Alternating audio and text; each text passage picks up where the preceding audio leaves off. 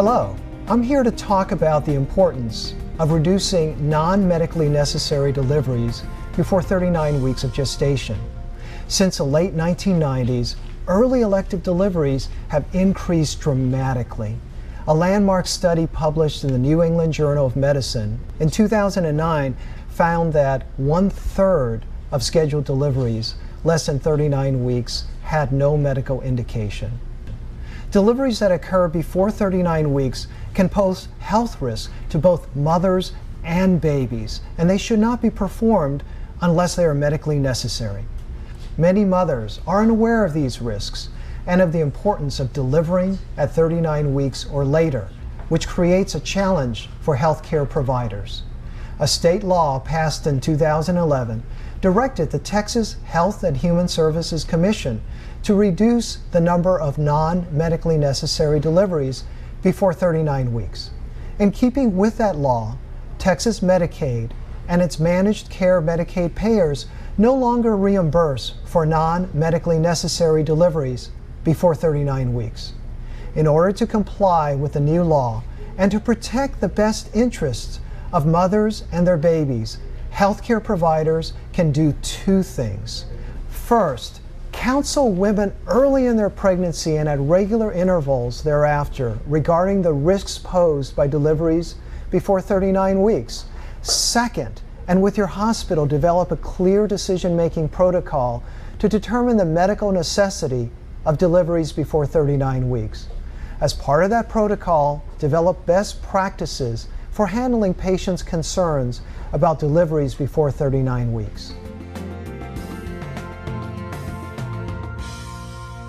Beginning early in a pregnancy and at appropriate intervals thereafter, counsel your patients regarding the risks of delivery before 39 weeks, such as an increased risk that their baby may need neonatal ICU care or prolonged hospitalization. Provide the information in a one-on-one setting throughout the pregnancy and not only at the last weeks of gestation. Beginning discussions early in the pregnancy allows for timely review of the facts and helps manage patient expectations and planning.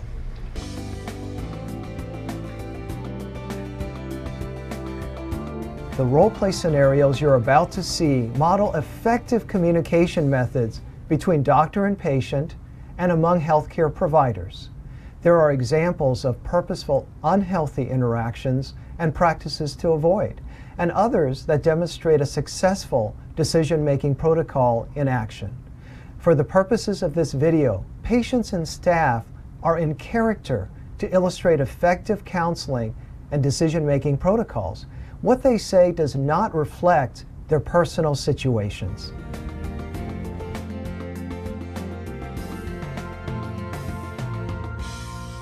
Good morning, Linda. I'm glad you're doing really well today. It looks like you're about 14 weeks gestation.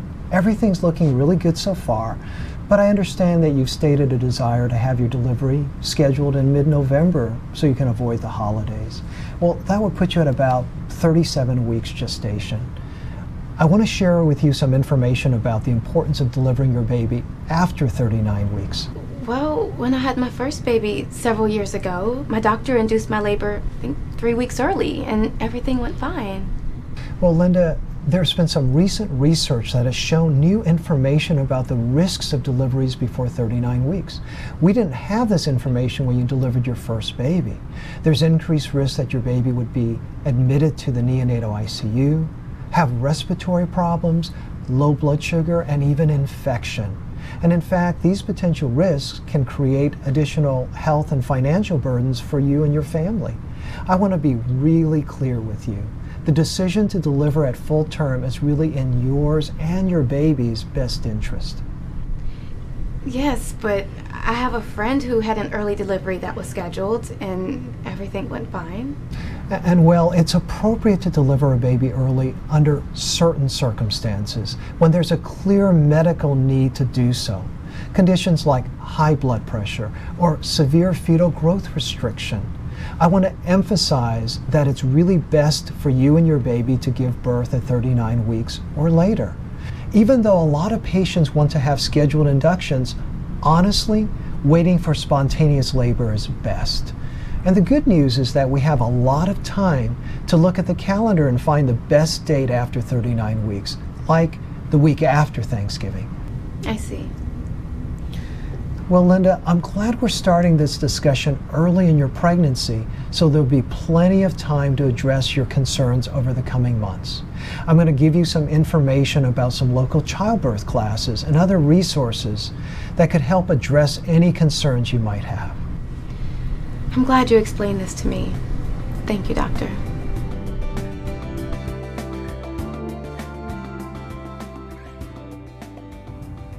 The next set of role-playing scenarios demonstrate the importance of developing a decision-making protocol to determine medical necessity for deliveries before 39 weeks.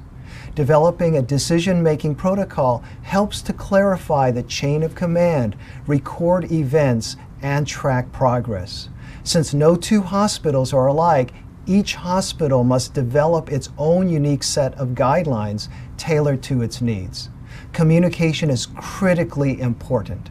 Doctors can misperceive nurses' requests for more information or medical indications as disrespect. Doctors' frustrations about perceived roadblocks to best care for their patients can be interpreted as impolite. A clear decision-making protocol protects mothers and newborns and reduces the need for neonatal ICU admission and extended neonatal hospitalization. To ensure an effective decision-making protocol, clear and respectful communication is necessary at every stage of the process. So I understand you would like us to induce labor by September 1st. That's 3 weeks early. Only 37 weeks into your pregnancy. I know, but that's when my sister's going to be in town and I really need her help with my 3-year-old. I don't think I can do it without her.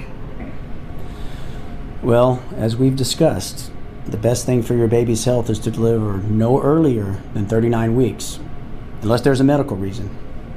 I know that's what we talked about, but as we get closer to delivery, I'm just feeling so overwhelmed.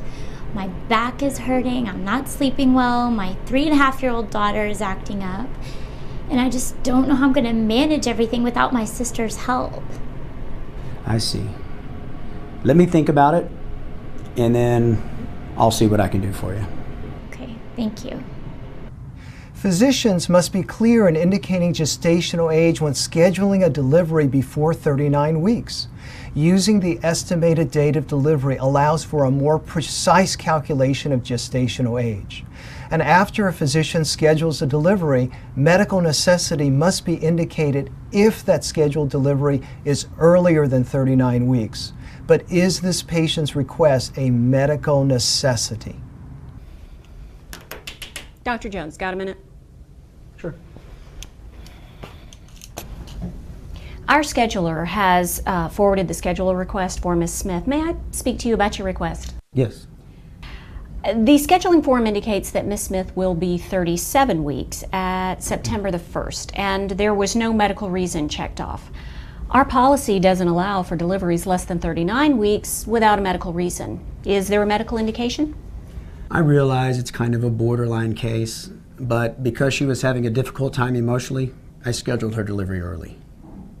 Okay, but you know that a delivery at less than 39 weeks can't be scheduled without medical necessity. And in the past, I believe the physician leadership has viewed psychological reasons of this sort not to be medical necessity. I think I know my patient, and what is a medical indication and what isn't. Dr. Jones, I meant no disrespect. You are definitely the patient's physician and you know the patient's clinical situation best. I was just letting you know what our policy is. Let's take this matter to the medical director to get his opinion. I'm sorry I raised my voice. It's just I always feel caught in the middle with patients pushing for early delivery. I know you're just trying to do your job. As you have just seen, it is the physician's responsibility to clearly indicate the estimated date of delivery and medical necessity. It is a charge nurse's responsibility to first verify the information in a non-confrontational way and then refer the situation up the chain of command if it appears that the hospital policy is not being followed. both the physician and charge nurse should approach the step with transparency and mutual respect. The goal is to secure the best outcome for the patient and her baby. In this scenario, the nurse did a very good job diffusing the conflict by clarifying that she was not trying to challenge the doctor's diagnosis or clinical assessment, and refer Dr. Jones to the medical director. Perhaps even better is if she used less confrontational wording, such as, "Dr. Jones, our hospital policy states that a delivery less than 39 weeks can't be scheduled without a medical necessity," rather than, "You know a delivery less than 39 weeks can't be scheduled." By quoting the policy, the nurse avoids a doctor-nurse power struggle. Next, in our role-playing scenarios, the physician meets with the medical director. In some cases, this step could be handled by telephone. You wanted to see me, doctor? Oh, yes. Come in.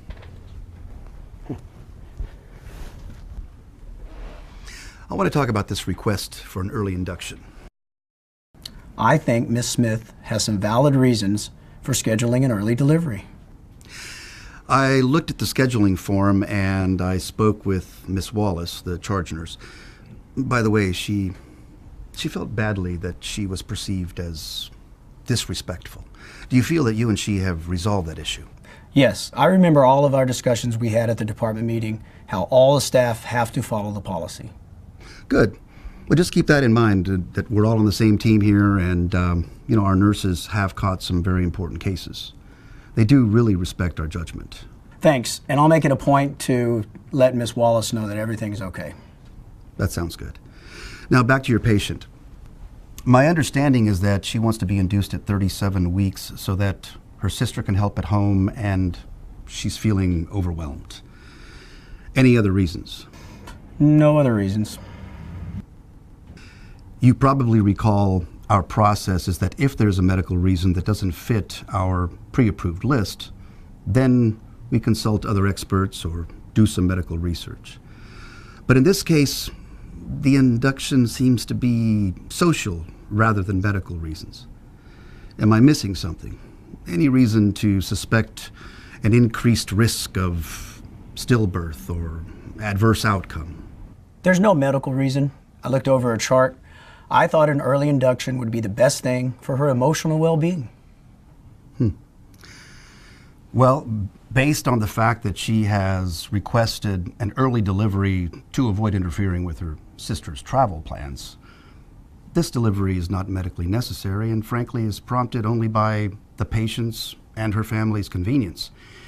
In my opinion, delivering at 39 weeks or later will be in this patient's best interest. I'm aware that an inflexible policy may lead to the unintended consequence of increased stillbirth.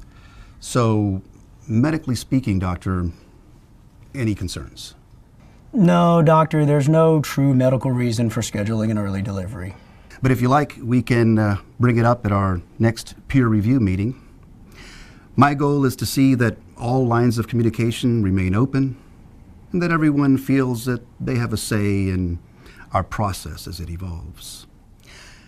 I found that if I let the patient know that the hospital did not allow the early delivery, then the patient usually agrees with that.